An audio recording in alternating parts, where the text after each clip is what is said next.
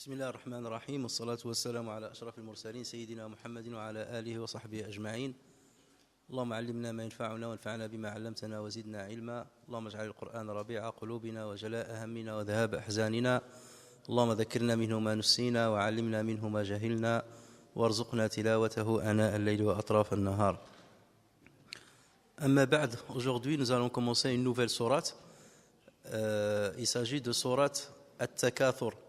Allah Azza wa Jal dit, A'udhu billahi minash shaitanir rajim, Bismillahir Rahmanir Rahim, Alhaakumut takathuru hatta zurtumul maqabir, kalla sawfa ta'lamuna thumma kalla sawfa ta'lamun, kalla law ta'lamuna ilma al-yaqin, latarawunna al-jahima thumma latarawunnaha 'ayna al-yaqin, thumma latus'alunna yawma idhin 'anil na'im.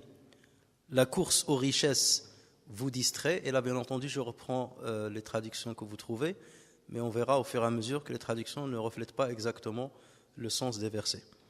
La course aux richesses vous distrait jusqu'à ce que vous visitiez les tombes, mais non, qu'Allah, mais non, vous saurez bientôt, encore une fois non, vous saurez bientôt, sûrement si vous saviez de science certaine, vous verrez certes la fournaise, puis vous la verrez certes avec l'œil de la certitude, puis assurément vous serez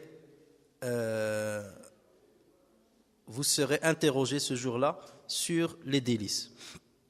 Alors il s'agit de la 102e sourate dans l'ordre des sourates du Mus'haf, et d'après la majorité écrasante des savants, c'est la 16e sourate dans l'ordre de révélation. Au niveau chronologique, c'est la 16e sourate. Il a été révélé juste après sourate Al-Kawthar et juste avant sourate Al-Ma'un.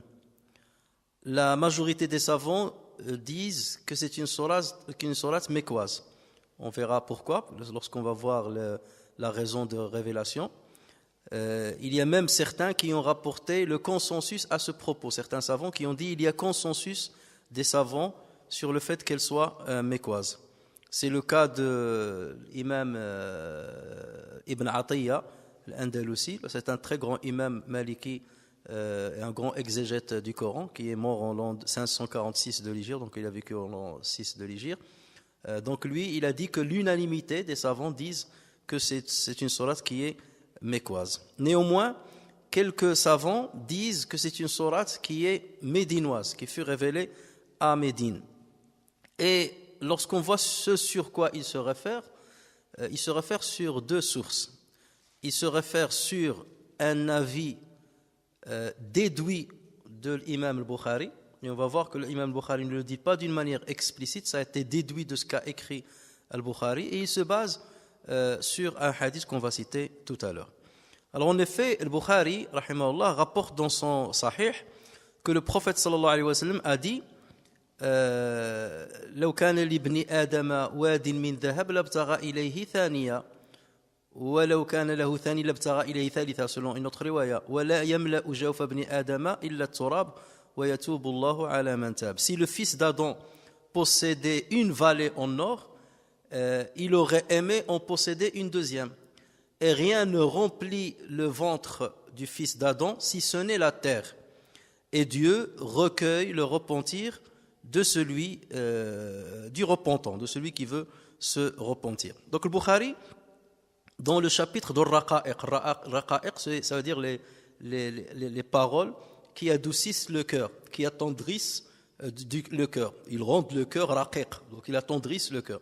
Donc il a un chapitre qui parle de Raqa'iq, et c'est le dernier chapitre de son ouvrage. Et dans ce chapitre-là, donc il cite ce hadith-là, puisque le prophète sallallahu alayhi wa sallam, il parle de le grand espoir que l'être humain a dans la vie, un espoir illimité. Il espère avoir de la richesse, même si cette richesse suffit pour 3 ou 4 générations de sa descendance. Malgré ça, il veut en avoir plus.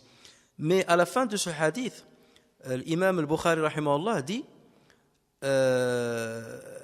Abu al-Walid nous a dit. Et Abu al-Walid, c'est le surnom de l'imam Tayalisi. L'imam Tayalisi, c'est un maître de l'imam al-Bukhari. Donc il a dit Abu al-Walid Qala lana Abu al-Walid. Qala lana Abu al-Walid. Abu al-Walid nous a dit qu'il a rapporté sur Hammad ibn Salama, qui a rapporté sur Thabit, qui a rapporté sur Anas ibn Malik radiyallahu anhu, qui a rapporté sur Ubay ibn Ka'b radiyallahu anhu. Donc que dit Ubay? Il dit, nous pensions que ce hadith-là, cette parole du prophète sallallahu alayhi wa sallam, rien ne remplit, si le fils d'Adam avait une vallée en or, il a dit, nous pensions que cette parole-là était du Coran. كنا نعد هذا من القرآن حتى نزلت ألهاكم التكاثر. Nous pensions que ce hadith-là était un verset coranique jusqu'à ce que Allah Azza wa Jal ait révélé ألهاكم التكاثر.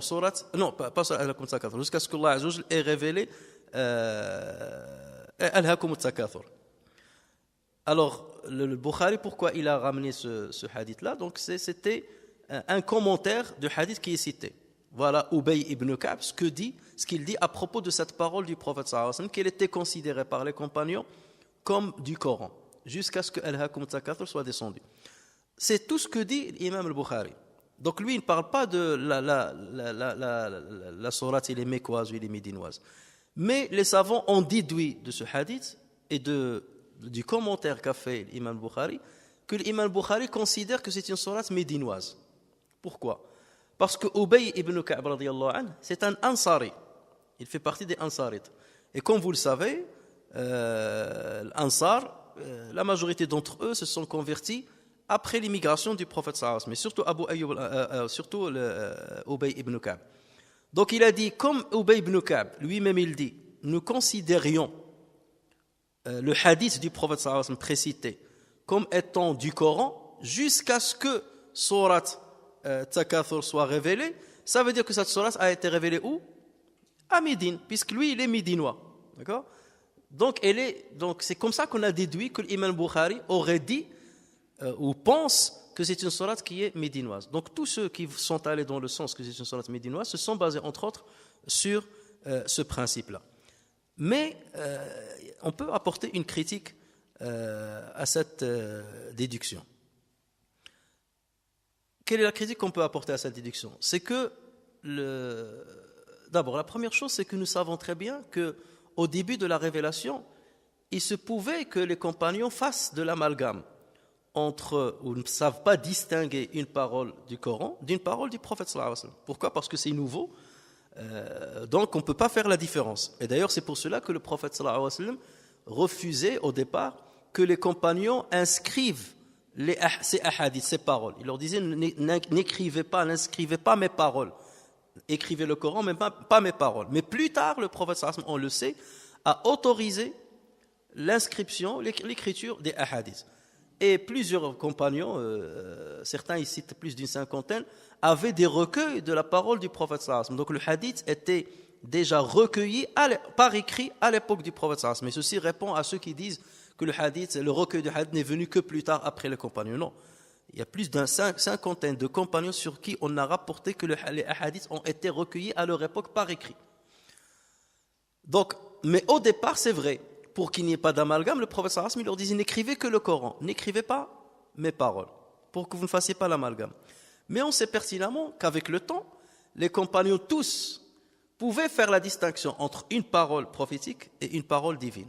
Le Coran, on a la finesse de savoir que ça c'est du Coran et que ça c'est pas du Coran. Ça sent dans l'oreille que ça c'est pas du Coran. Donc, pourquoi je dis ça? C'est parce qu'on ne peut pas imaginer qu'à l'époque de Ubay ibn Ka'b, ça veut dire plus de 13 ans après le début de la révélation, il y aurait encore des compagnons, parmi lesquels Ubay ibn Ka'b, qui faisaient l'amalgame concernant cette parole du prophète sallallahu alayhi wa sallam et pensaient qu'elle soit du Coran. Ça, c'est pas possible. 13 ans après, ou plus de 13 ans après, on pensait que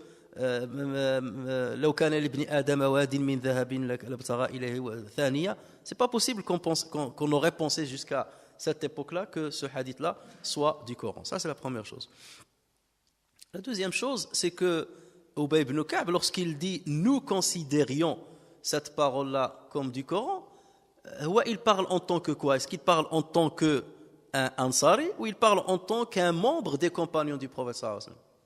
Il parle en tant qu'un membre des compagnons du prophète sallallahu alayhi wa sallam.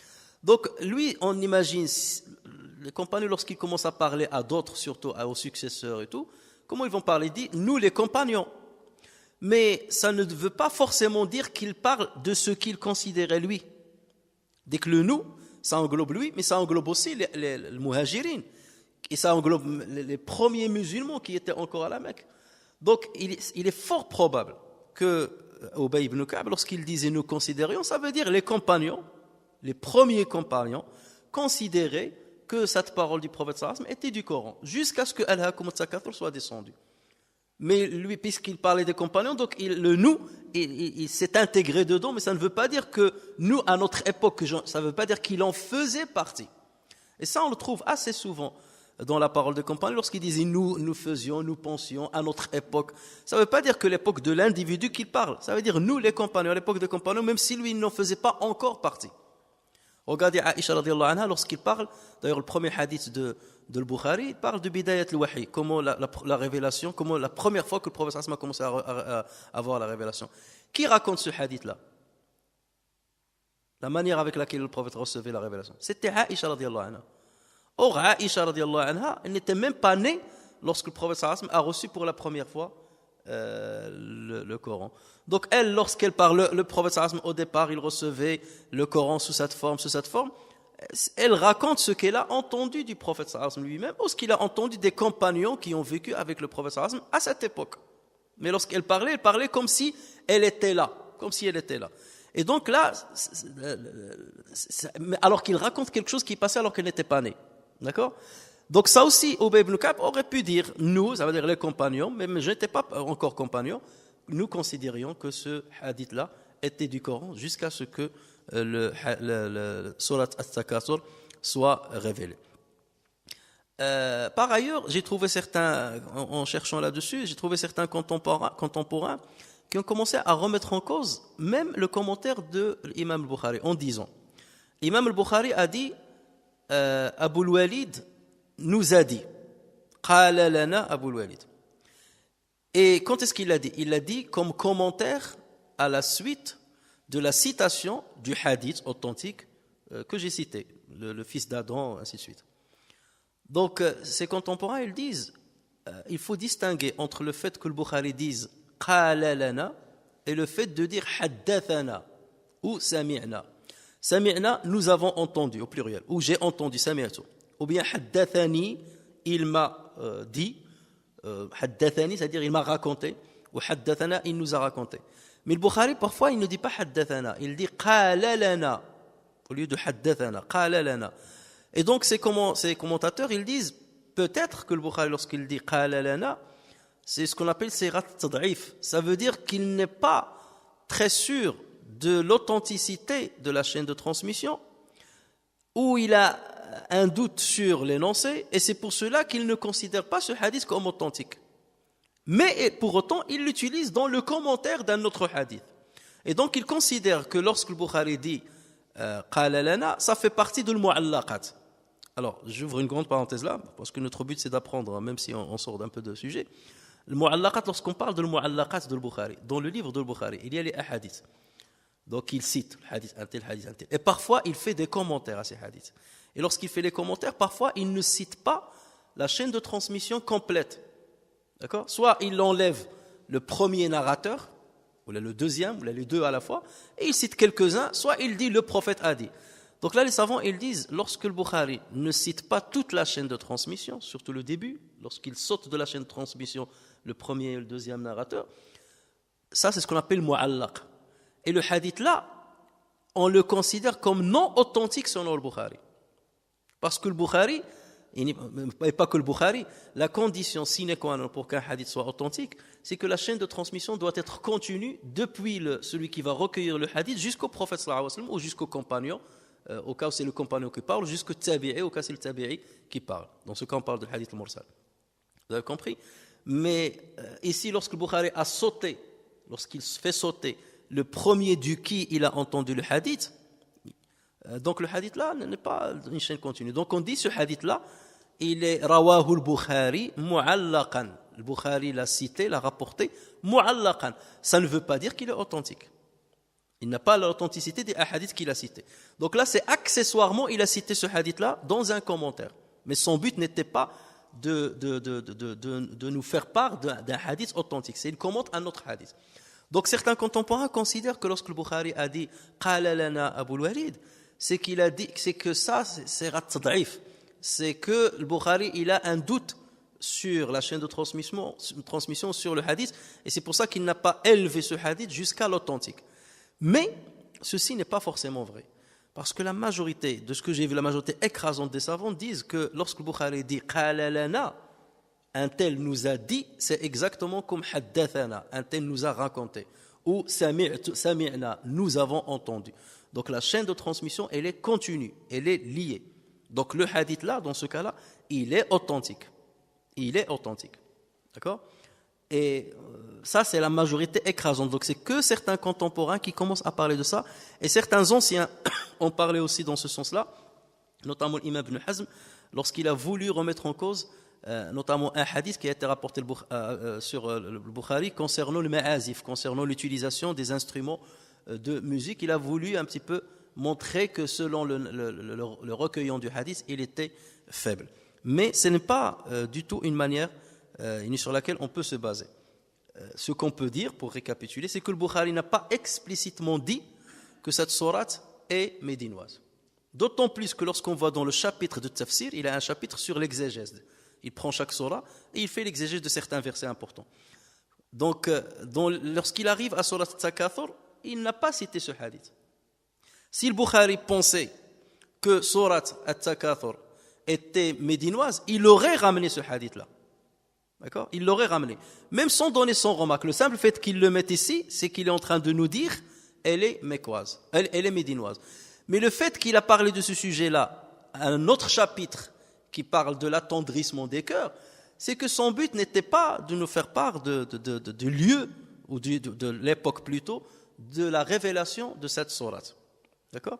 Et comme j'ai dit, on peut donner cette interprétation, c'est que Ubay ibn Ka'b radiyallahu anhu, il parlait des premiers compagnons qui étaient au début, à l'aube de la révélation coranique, et c'est eux qui faisaient justement l'amalgame jusqu'à ce que Surat Takathur soit descendu. D'autant plus, comme on le verra, le prophète sallallahu alayhi wa sallam insistait sur des exhortations qui ont un rapport avec l'amassement de l'argent, la course derrière les richesses et ainsi de suite.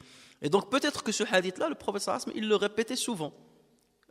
Le fils d'Adam, s'il avait une vallée en or, il espérait en avoir une autre et tout ça. Peut-être que le prophète le répétait assez souvent, au point que les premiers compagnons avaient pensé que c'était du Coran. Et lorsque Surat Takathur est descendu, donc là ils ont vu la différence entre la parole prophétique et la parole divine concernant At-Takathur. Oui, et il y a une grande différence entre لو كان لابن آدم واد من ذهب لابتغى إليه ثانية, ça se voit que ça ne sonne pas du Coran. Alors que ألهاكم التكاثر حتى زرتم المقابر, ça sonne le caractère divin du Coran. Alors maintenant, le deuxième argument sur lequel se basent ceux qui disent qu'il est médinoise, et en même temps ça nous pousse à parler de la cause ou bien de la raison de la révélation, ou la cause de révélation.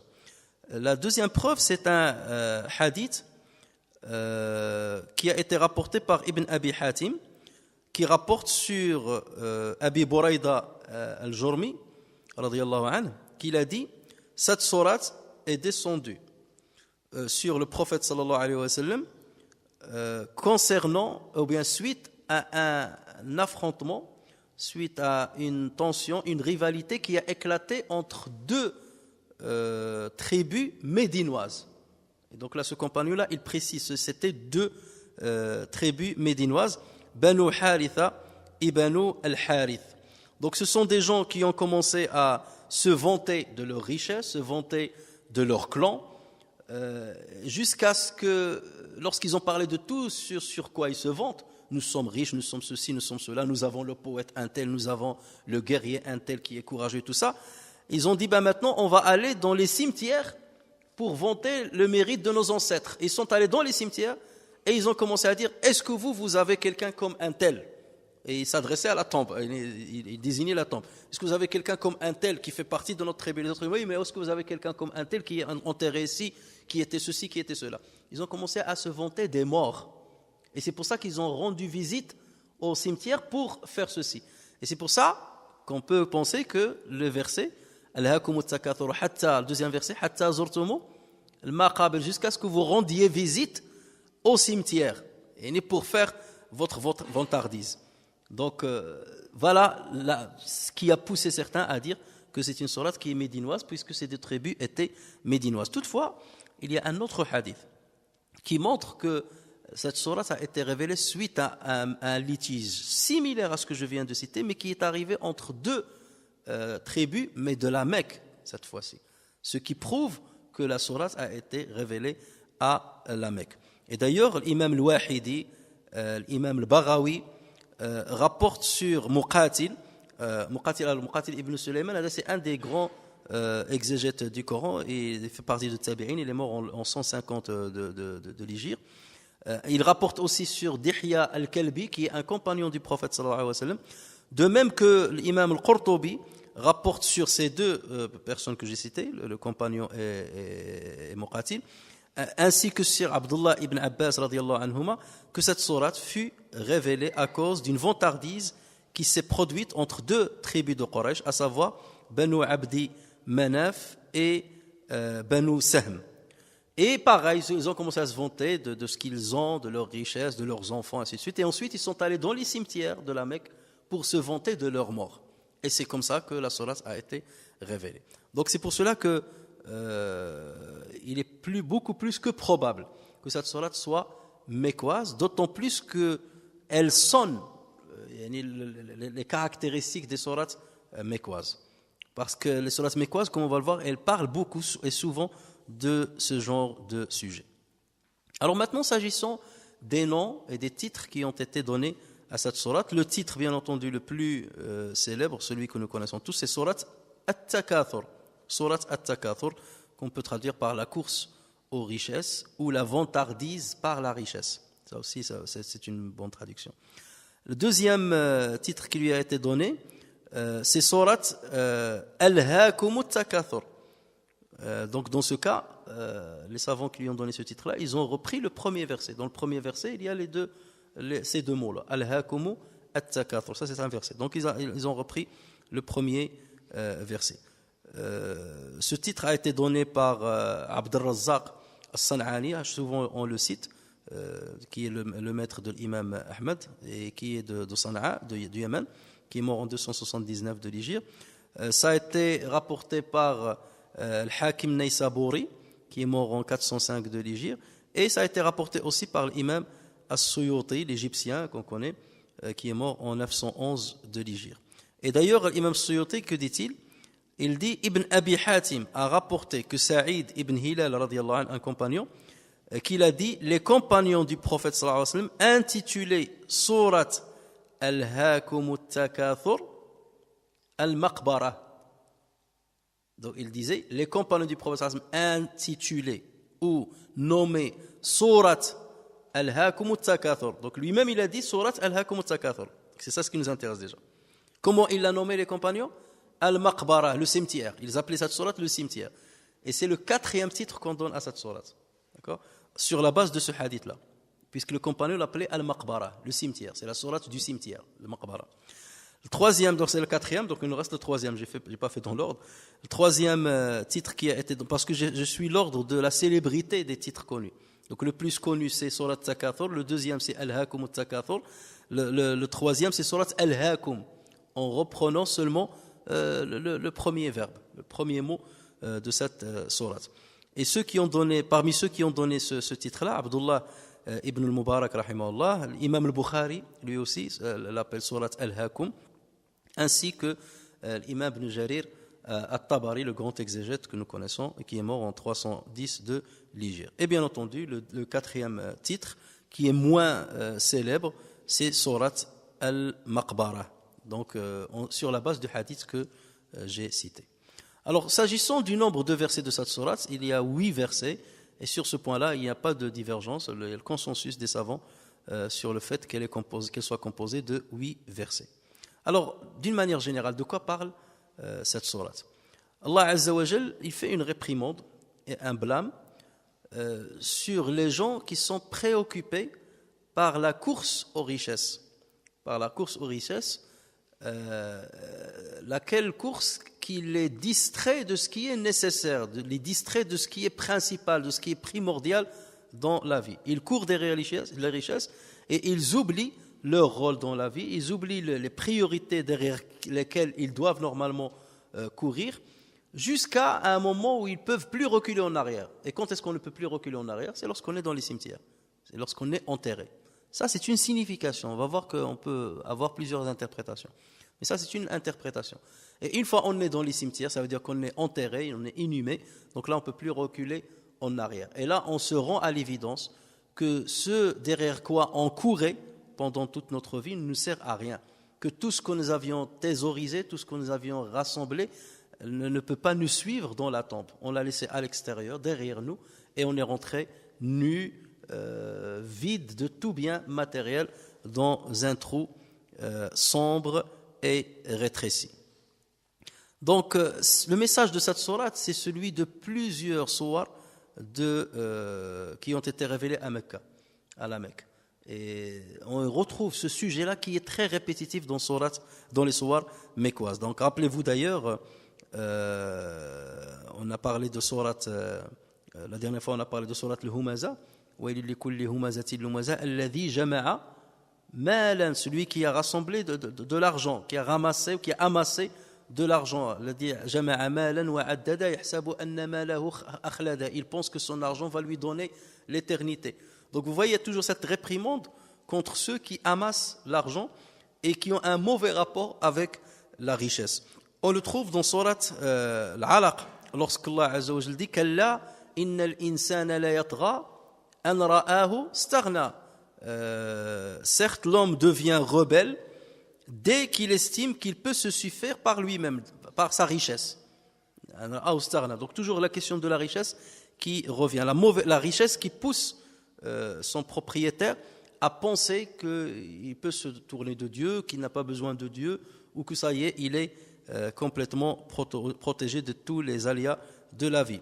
On le trouve dans sourate Al-Masad, lorsqu'Allah Azza wa Jal a parlé de Abu Lahab, tabbat yada abi lahabin wa tab, ma aghna anhu maluhu, wa ma kasab, que périssent les deux mains d'Abu Lahab et que lui-même périsse, sa fortune ne lui sert à rien, ni ce qu'il a acquis. On trouve ceci, le même sujet dans sourate Al-Layl, lorsqu'Allah tabaraka wa ta'ala dit wa ma yughni anhu maluhu idha taradda, et à rien ne lui serviront ses richesses quand il sera jugé. On trouve le même sujet dans sourate Nuh, lorsque Nuh alayhi salam a dit qala Nuh rabbi innahum asawni wattaba'u man lam yazidhu maluhu wa waladuhu illa khasara. Donc Noé dit Seigneur, ils m'ont désobéi et ils ont suivi celui dont les biens matériels et les enfants n'ont fait qu'accroître la perte. Donc vous voyez que c'est un sujet qui est très récurrent à l'époque de la Mecque, et c'est pour cela qu'on peut penser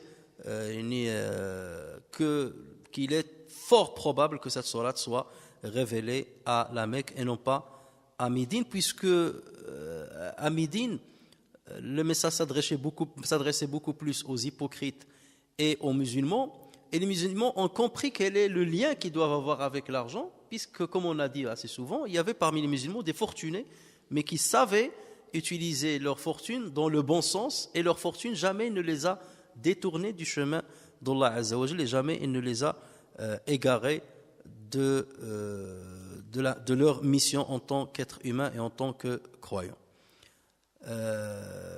Et donc, puisque à l'époque des Qurayshites, les gens pensaient que le fait d'avoir l'argent, donc c'est qu'on a tout. Et l'argent détournait de la foi. Et l'argent poussait même les gens à combattre la foi, parce que ça allait à l'encontre de leurs intérêts. Et c'est pour cela que Allah a dit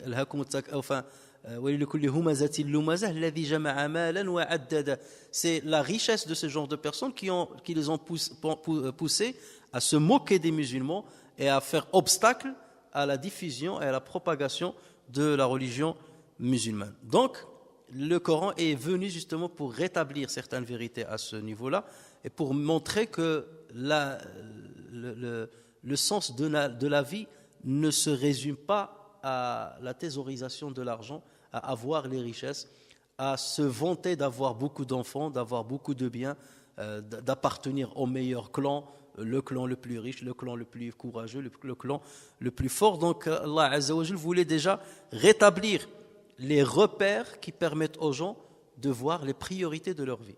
Et c'était le but des soirs, un des buts des soirs mécoises. C'est pour ça que les savants, lorsqu'ils commencent à s'intéresser sur cette question, les soirs mécoises et les soirs médinoises, c'est pour faire dégager les caractéristiques de chacune d'entre elles. Et parmi ces caractéristiques des soirs mécoises, il y a ce que nous sommes en train de dire. Alors venons-en maintenant au premier verset. Al-haakumu at-takathur. La course aux richesses vous a distrait. Al-haakum. Ça vient du verbe alha. Alha. Et ce n'est pas du verbe laha. Laha, il s'est distrait. Alha, il a fait distraire l'autre. Alha, il a fait distraire l'autre. Donc l'ilha, c'est le fait, consiste à conduire quelqu'un à la distraction.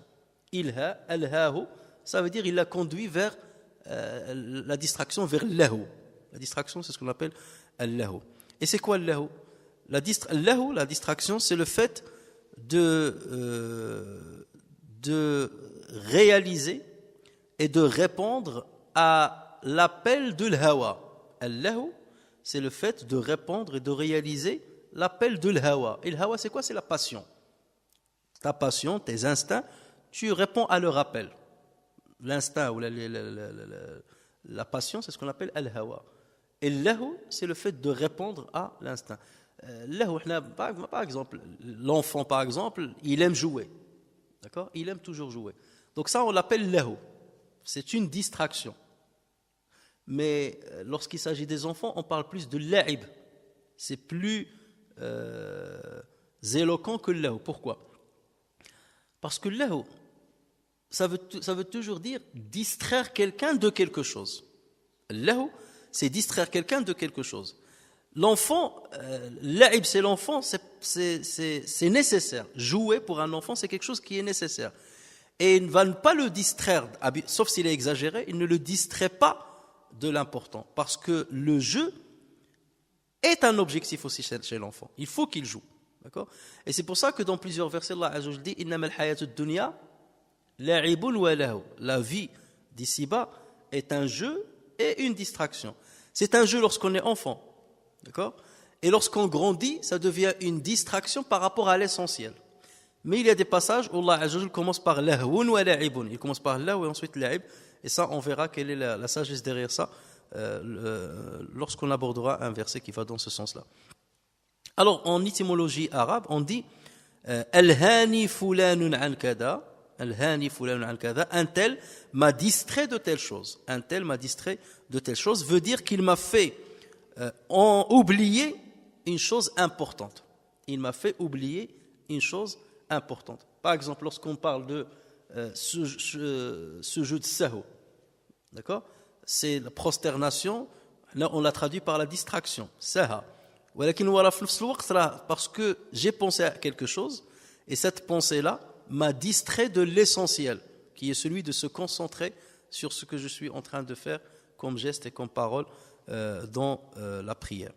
On rapporte que sur Sayyidina Zubair, on disait كان إذا سمع صوت الرعد لها عن حديثه. Lorsque Imam Sayyidina Zubair entendait le son du tonnerre, il se détournait de ce qu'il disait. Pendant qu'il parle, dès qu'il entend le son du tonnerre, tellement il est pris par la peur, il oublie ce qu'il a dit. Donc voilà, c'est détourner une personne de quelque chose. Cette chose peut être essentielle ou pas d'ailleurs. Al-hakumu at-takathur. At-takathur. Alors, regardez ce mot-là, at-takathur, il prend la rime de at-tafa'ul. La rime de at-tafa'ul. Et cette rime, dans la langue arabe, elle peut avoir en général 3 sens. Lorsque vous voyez un mot en arabe qui a cette rime-là, at-tafa'ul, comme, je sais pas, at-tarabun, at-taba'ud, at-taqatul, et ainsi de suite, at-tafa'ul, donc ça peut avoir 3 sens dans la langue arabe. Le premier sens, c'est une interaction entre 2 personnes ou 2 clans sur une chose.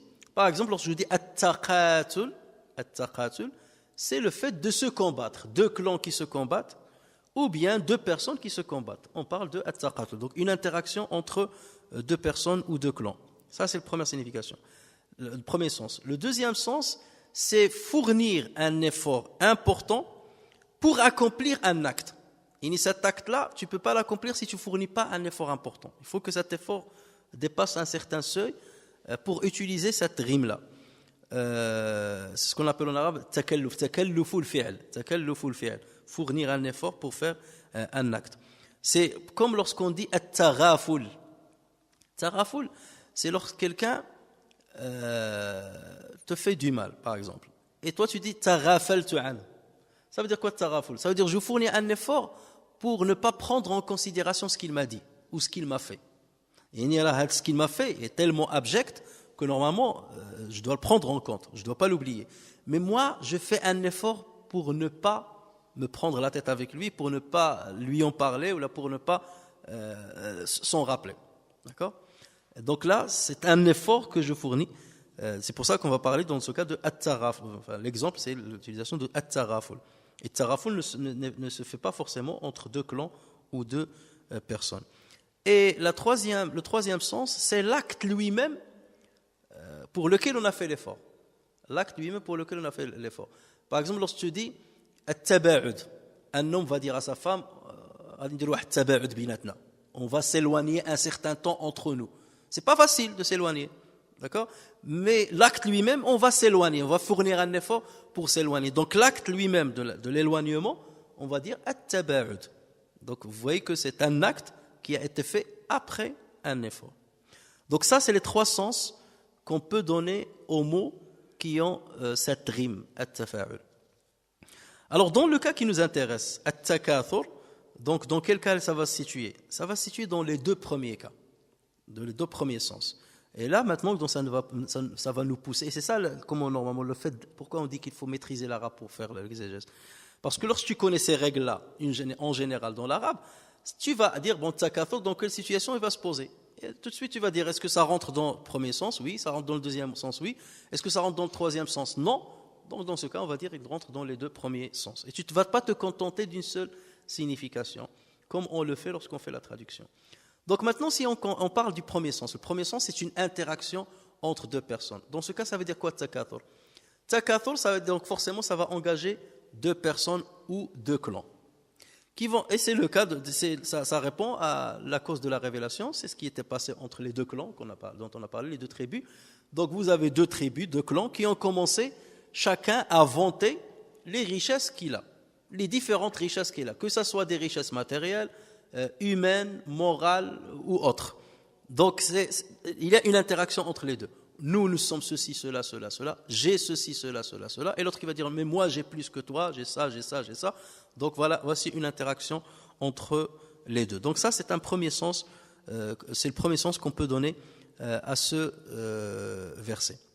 Ce sens-là est correct puisqu'on le retrouve dans le Coran à plusieurs reprises. Lorsqu'Allah Azza wa Jalla dit i'lamu annama al-hayatu ad-dunya la'ibun wa lahwun wa zinatun wa tafakhurun. Donc là aussi ce mot-là rime avec at-tafa'ul, at-tafakhur wa tafakhur. Le fakhr c'est l'orgueil. At-tafakhur c'est le fait de se vanter par orgueil devant l'autre et que l'autre fasse la même chose vis-à-vis de toi. Donc il y a une interaction entre les deux. Donc vous voyez qu'il y a d'autres versets qui vont dans ce sens-là. Sachez que la vie présente n'est que jeu, la'ibun, wa lahwun, donc amusement. Donc là c'est ça, lahu, amusement ou bien détournement de ce qui est essentiel. C'est la bonne traduction. Wa zinatun, vaine parure, wa tafakhurun bainakum, donc une rivalité dans l'acquisition des richesses et des enfants. Donc on voit takathurun fil amwali wal awlad. Donc ce verset-là va dans le sens de la première interprétation qu'on a donnée à ce mot-là. Ça va aussi dans le sens d'un autre verset que Allah Azza wa Jalla cite dans sourate Al-Kahf, lorsqu'Allah Azza wa Jalla va nous parler de ces deux personnes lorsqu'un va se vanter devant l'autre par sa richesse. Allah Azza wa Jalla dit à ce propos وَكَانَ لَهُ ثُمُرٌ فَقَالَ لِصَاحِبِهِ وَهُوَ يُحَاوِرُهُ أَنَا أَكْثَرُ مِنْكَ مَالًا وَأَعَزُّ نَفَرًا. Donc, et il avait des fruits, et il dit alors à son compagnon avec qui il conversait, je possède plus de biens, c'est ça takathur, je possède plus de biens que toi, et je suis plus puissant que toi grâce à mon clan. Donc c'est ça, aktharu minka malan wa walada. Donc ça c'est at-takathur. En effet, même en tant que musulman, cette tendance à se vanter devant ses pairs, d'une manière directe d'ailleurs ou d'une manière indirecte, est très présente dans nos sociétés. Vous voyez, beaucoup de gens, d'une manière directe ou indirecte, se vantent des richesses qu'ils ont. Moi, j'ai plus d'enfants que toi. Moi, je gagne mieux que toi. J'ai un salaire supérieur au tien. Moi, ma voiture, elle est plus belle que la tienne. Ma demeure, elle est plus belle que la tienne. Elle est plus chère que la tienne. Mes enfants ont réussi leur vie mieux que tes enfants. Vous voyez, j'ai plus de garçons que toi. J'ai plus... Et vous trouvez ça, et c'est quelque chose qui est répandu malheureusement, c'est quelque chose qui ne doit pas exister au vu de ce que nous lisons dans le Coran, au vu de cette sourate qui nous intéresse. Les musulmans doivent délaisser un croyant doit délaisser ceci, le fait de se vanter devant les autres, j'ai ceci, j'ai cela, j'ai cela. Un musulman qui se respecte ne se vante pas de ce genre de choses. Et nous, dans nos sociétés, ces choses-là sont devenues très marquées et très répandues. Surtout entre les femmes. Vous voyez maintenant certains mariages, les femmes elles vont au mariage, c'est pas pour partager la joie avec la mariée, c'est seulement pour montrer les derniers habits qu'elle a achetés. Voilà. Moi j'ai acheté tkcheta un tel, toi tu n'as pas acheté tkcheta un tel, moi j'ai acheté la parure un tel, les bijoux un tel, toi tu n'as pas les bijoux comme moi. T'as vu comment il est habillé, t'as vu la nourriture comment ils l'ont faite, ils ont mis 3 poulets au lieu de mettre 4, chez nous nous avons mis 4 poulets. Tu as vu, ces poulets sont mal cuits. Il n'y a que ça autour. Toute la discussion tourne autour de ça. Et ça, c'est quelque chose qui est indigne, normalement, d'un musulman. Et ça devient parfois une obsession, au point que certaines personnes, c'est-à-dire, courent derrière ça. Je dois amasser, je dois avoir, je dois posséder, seulement pour enquiquiner l'autre. Et seulement pour lui montrer que je suis moins que lui. Donc on est dans une certaine concurrence matérielle devant l'autre au point qu'on oublie l'essentiel. On oublie l'investissement que nous devons avoir par rapport à l'islam. On oublie les priorités de notre vie. Il y a la priorité d'y aller l'au-delà. On va revenir à la tombe. On va être jugé devant Allah Azza wa Jal. L'éducation des enfants et ainsi de suite. On oublie parfois l'essentiel parce qu'on a été obnubilé par ce genre de questions et par la vantardise devant les autres. Parfois, la rivalité dans la vantardise s'opère sur des choses aussi invraisemblables qu'insignifiantes. Et d'ailleurs, c'est ce qui est arrivé même, c'est ce qui est cité dans un sens, dans ce verset-là, dans cette sourate-là, au point de se vanter par les morts. Normalement, lorsqu'on va dans le cimetière, c'est pour adoucir le cœur, c'est pour attendrir le cœur. Le prophète lui-même il a dit je vous avais interdit de visiter les cimetières, mais maintenant je vous l'autorise. Pourquoi? Parce qu'ils attendrissent, parce que la visite de cimetière attendrit le cœur. Et regardez ces tribus-là, ils sont allés au cimetière au lieu d'avoir que leur cœur s'attendrisse. Au contraire, leur cœur était dur et ils s'endurcissaient encore plus en allant se vanter de leur mort. Regarde mon mort un tel, comment il était. Regarde mon mort, comment il était, et ainsi de suite.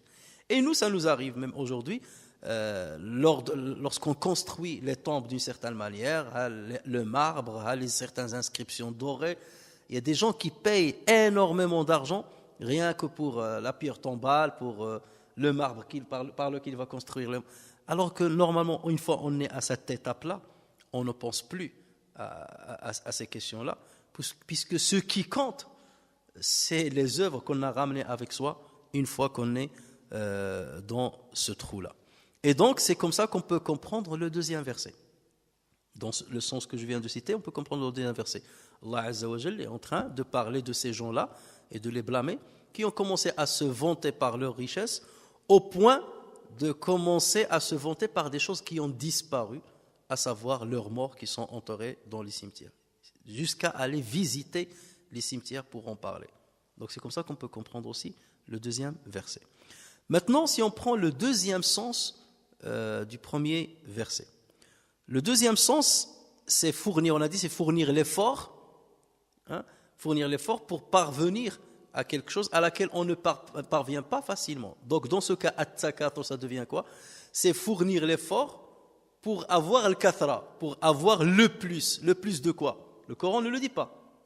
Ne le dit pas. Donc il faut aller chercher le plus de quoi? C'est les versets que j'ai cités tout à l'heure. Le plus d'enfants, le plus d'argent, le plus de notoriété, le plus de force, et ainsi de suite. Et fournir l'effort pour ça, ça veut dire thésauriser. J'ai par exemple économisé un bien qui va me servir pour tant de temps. Je dis non, ça ne me suffit pas. Il faut que je gagne encore plus. Et lorsque j'ai une épargne par exemple qui va me suffire pour toute ma vie, je vais dire non, mais je veux épargner encore plus pour mes enfants. Et lorsque j'ai ce qui suffira même pour mes enfants, je dis je vais épargner plus pour mes petits-enfants. Et parfois les gens à un âge très avancé, 60 ans, 70 ans, 80 ans, et il est encore en train d'amasser l'argent, alors que tu dis, mais bon sang, ce que tu as déjà, il te suffit largement pour le peu de temps qui te reste. Pourquoi tu cours? Et c'est ça, être distrait. Distrait par l'amassement d'argent, jusqu'à quoi? Jusqu'à être enterré. Jusqu'à rendre visite à la tombe. Et dans ce cas, le deuxième verset, on le comprend autrement. Ce n'est pas comme tout à l'heure. Tout à l'heure, rendre visite en étant vivant. Aller rendre visite au cimetière pour parler de nos morts.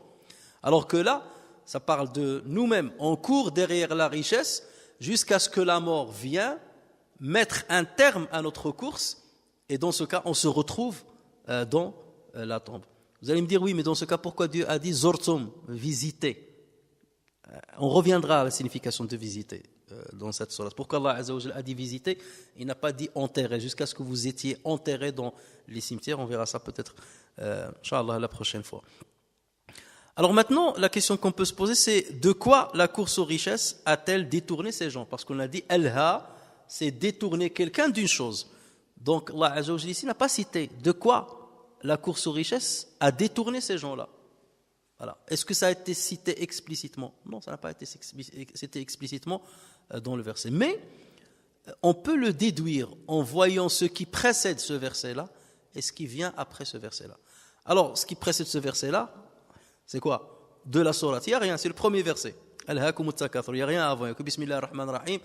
La Bismillah ar-Rahman ar-Rahim, bon, ça c'est seulement une introduction à la sourate. Il y a même divergence, est-ce que ça fait partie, c'est du Coran ou pas. Mais dans les deux cas, de toute façon, ça n'a rien à voir avec la signification de Al-Hakum al-Takathur. Donc dans ce cas, il faut revenir à quoi? Il faut revenir à la sourate qui est juste avant. Et c'est quoi ces sourates? Al-Qari'ah, le fracas. Al-Qari'atu mal-Qari'ah, wa ma adraka mal-Qari'ah. Donc là, il parle de fracas. Ça, on parlera lorsqu'on arrivera à cette sourate. Il parle du fracas, c'est-à-dire la fin des temps. Wa ma adraka mal, qui te dit ce qu'est le Qari'ah? Yawma yakunu an-nasu kal-farashi al-mabthut, le jour où les gens seront comme des papillons éparpillés. Wa takunu jibalu kal-ihni al-manfush, les montagnes vont devenir comme de la laine battue, manfouche. À la fin, il dit فَأَمَّا مَنْ ثَقُلَتْ مَوَازِينُهُ, celui dont les balances sont lourdes, فَهُوَ فِي عِيشَةٍ رَاضِيَةٍ, il sera dans une vie paisible. وَأَمَّا مَنْ خَفَّتْ مَوَازِينُهُ, celui dont les balances sont légères, donc il sera dans un vrai malheur. Donc là, on peut déduire de quoi la course aux richesses a distrait les gens. Il les a distraits de l'qari'a. Il les a distraits de la fin des temps. D'accord? Il les a distraits de la fin des temps. Quelqu'un qui pense à la fin des temps, que la fin des temps va sonner et qu'on va basculer vers l'au-delà et qu'on va être jugé selon le poids de nos balances. Est-ce que ta balance sera lourde avec le hasanat ou est-ce qu'elle sera légère avec le hasanat? C'est ça l'essentiel. Donc lorsque là, juste après il dit Al-Hakum al-Takathur, donc ça sous-entend quoi?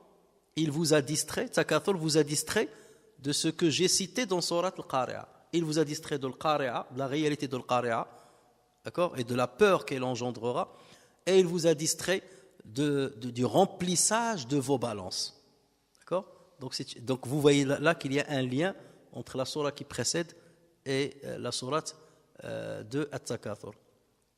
Ça, c'est la première explication. La deuxième explication, c'est qu'en allant voir la sourate qui vient après sourate Takathur, il peut y avoir un lien. C'est quoi la sourate qui vient après? Sourate al-Asr, que nous avions déjà vu. Et on a dit que sourate al-Asr, elle parle des œuvres salvatrices. Elle parle de 4 œuvres salvatrices. إِلَّا الَّذِينَ آمَنُوا عَمِلُوا الصَّالِحَاتِ تَوَاصَوْا بِالْحَقِّ تَوَاصَوْا بِالصَّبْرِ. Donc c'est comme si cette sourate-là, si on pose la question, si quelqu'un pose la question, mais de quoi la course aux richesses les a distraits? Dieu leur dit, regardez la réponse de l'Asr. Tout le monde est en perdition, sauf ceux qui ont fait ces 4 choses. Ça veut dire qu'ils ont été distraits d'engager ces actions-là. D'accord? D'être croyants, d'œuvrer dans le bon sens, de s'enjoindre mutuellement la vérité et de s'enjoindre mutuellement la patience. Et donc, vous voyez donc dans ce cas qu'il y a un lien entre la sourate al-Qari'a, sourate al-Takathur et sourate al-Asr. Et vous voyez, depuis qu'on a commencé ces cours-là, on voit toujours le lien qu'il y a entre sourate et celle qui la précède et celle qui lui fait suite, ce qui vous montre, encore une fois, que l'enchaînement et l'ordre des sourates tel que Dieu a voulu l'établir. Parce que ce n'est pas le prophète sallallahu qui l'a établi de lui-même, c'est l'ange Jibril qui venait informer le prophète sallallahu sur l'ordre à mettre, dans lequel il faut aller mettre les sourates. Et ce n'était pas un ordre chronologique.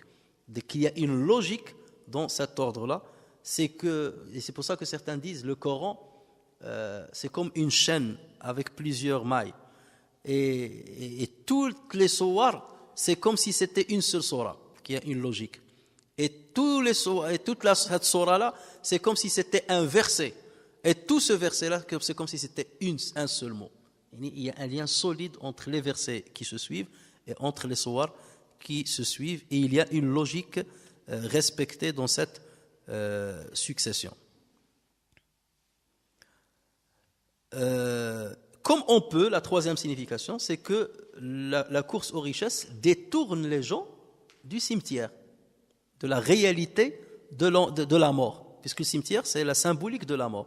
Donc, vous avez été détourné par la course aux richesses jusqu'à ce que vous avez vu, c'est pour ça, jusqu'à ce que vous ayez vu la tombe.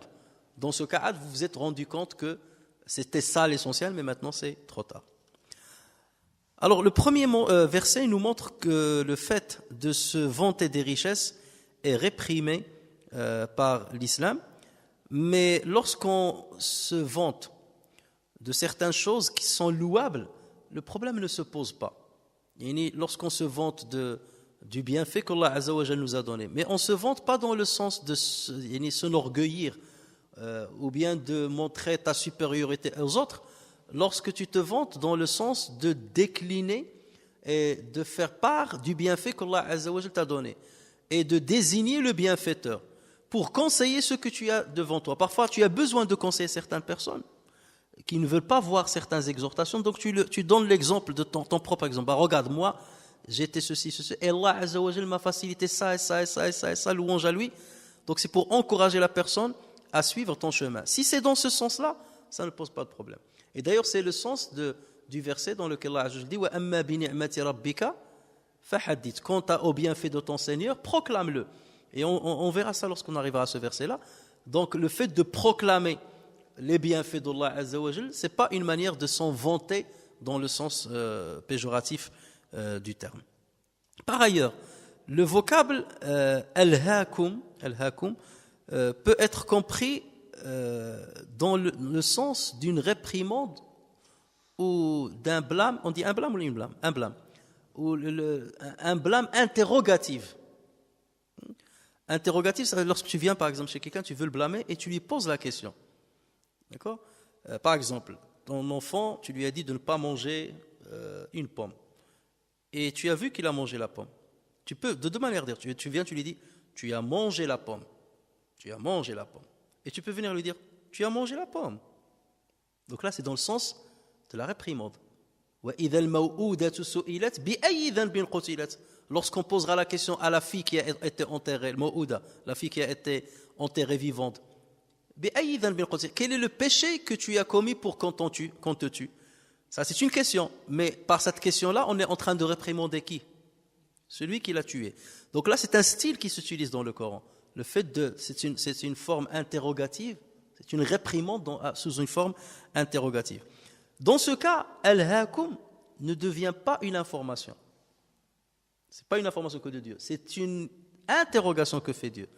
Ça veut dire, si on veut bien la lire, ça va devenir quoi? Al-hakum at-takathur.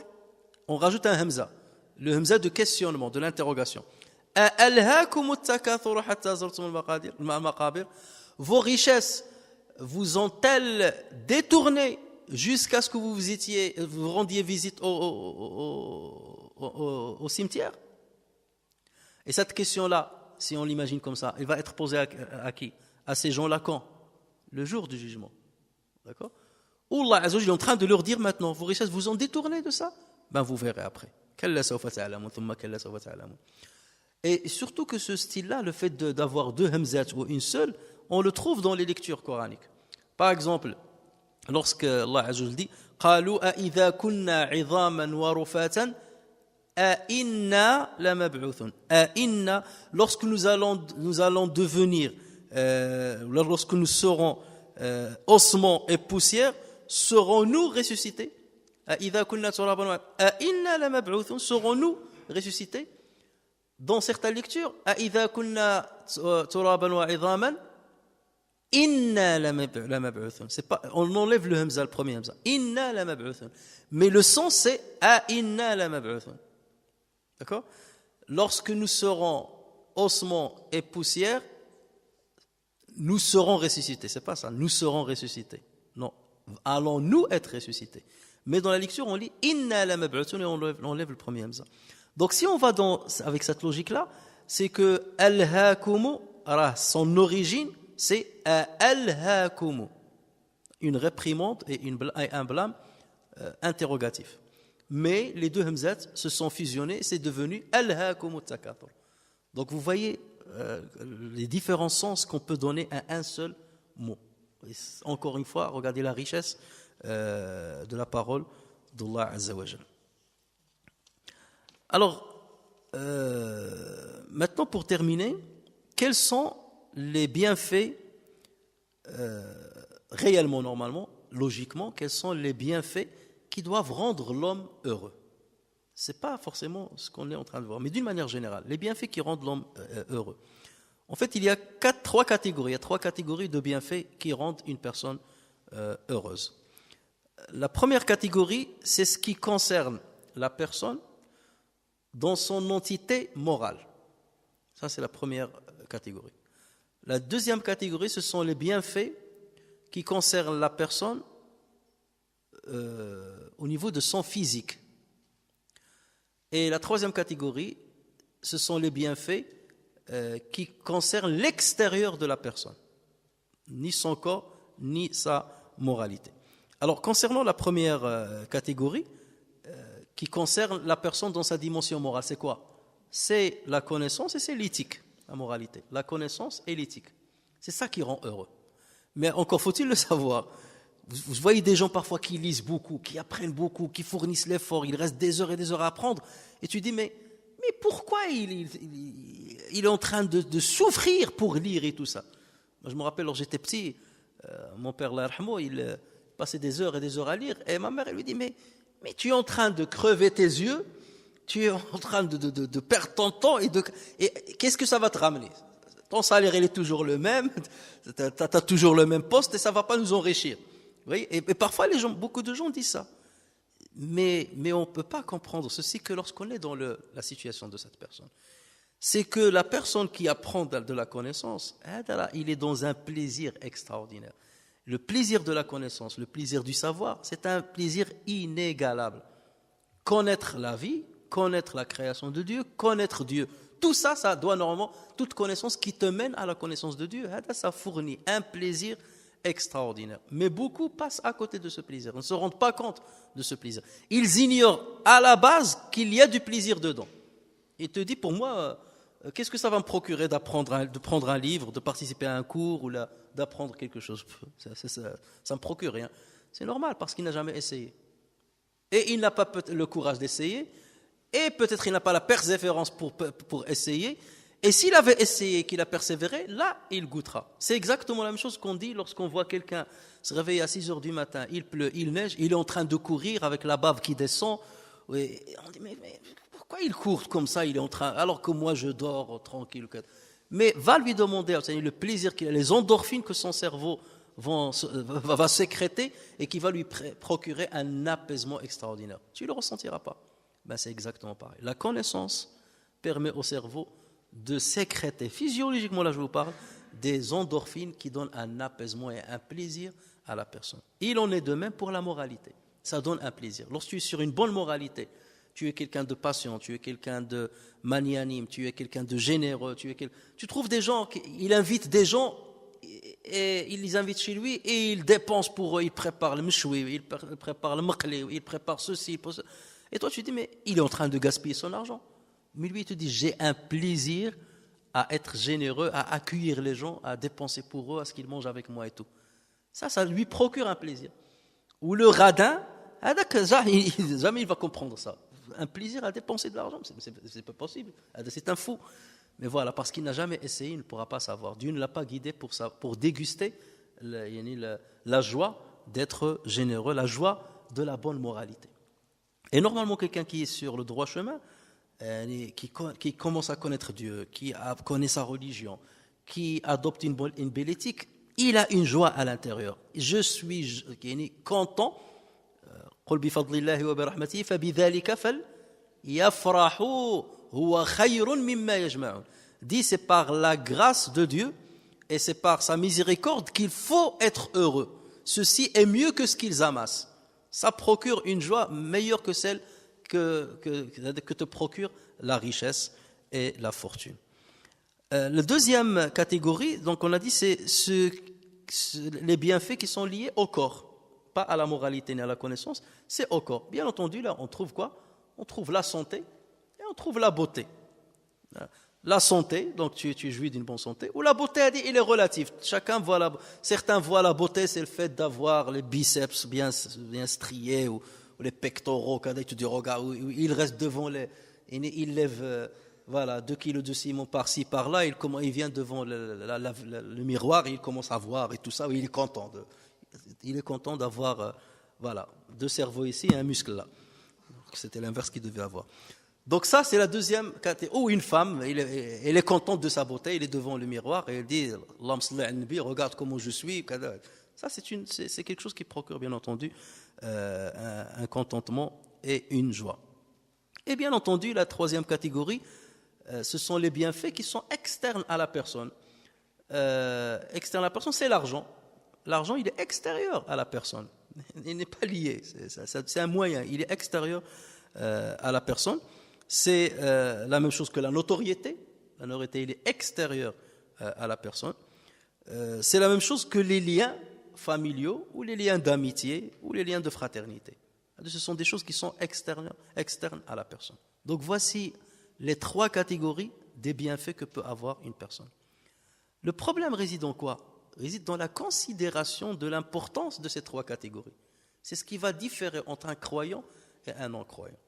C'est que le croyant, qu'est-ce qu'il dit? Il te dit, moi j'ai une classification que je vais établir au vu de ce que me dit ma religion. La chose la plus importante, c'est la connaissance et ensuite, et bien entendu, la connaissance et l'éthique. De toute façon, ils sont imbriqués, ils communiquent entre elles. C'est ça le plus important. Et je mets tout le reste au service de ça. Il va dépenser l'argent pour acheter des livres. Il va dépenser l'argent pour aller rendre visite à un savant, quelque chose comme ça. Il va dépenser sa santé même, sa santé, pour la connaissance et pour l'éthique. Il va rester toute la nuit à apprendre, réveillé, il n'a même pas bien dormi, tout ça. Mais tu es en train de bousiller un bienfait mais c'est parce que c'est pour la priorité des priorités, la connaissance de Dieu, la proximité de Dieu, la bonne éthique. Donc il met tout le reste au service. Donc le reste devient un moyen pour parvenir à cet objectif principal. Et vous avez ceux qui inversent l'ordre. Et il te dit, je suis prêt à vendre mon savoir. Et pour l'argent. Et il y en a qui vendent leur savoir. Il a de la connaissance et il la vend pour avoir un bien. Il vend son éthique pour avoir de l'argent. Il peut mentir, il peut tricher. C'est de la perte de l'éthique, ça.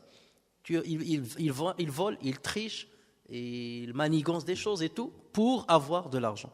Donc lui, il a placé l'argent comme l'objectif principal. Et tout le reste comme le moyen pour parvenir à cet objectif. Donc là, vous avez deux personnes qui sont diamétralement opposées. Et entre les deux, vous avez certains qui vont placer ça plutôt que ça. Il y a certains qui vont s'intéresser seulement à sa santé. C'est ce qui l'intéresse. Et il se lève, je vais manger bio, je vais faire ceci, je ne vais pas courir, je vais me réveiller à telle heure, même si je ne fais pas ma prière, même si c'est pas kada. Moi, c'est ma santé.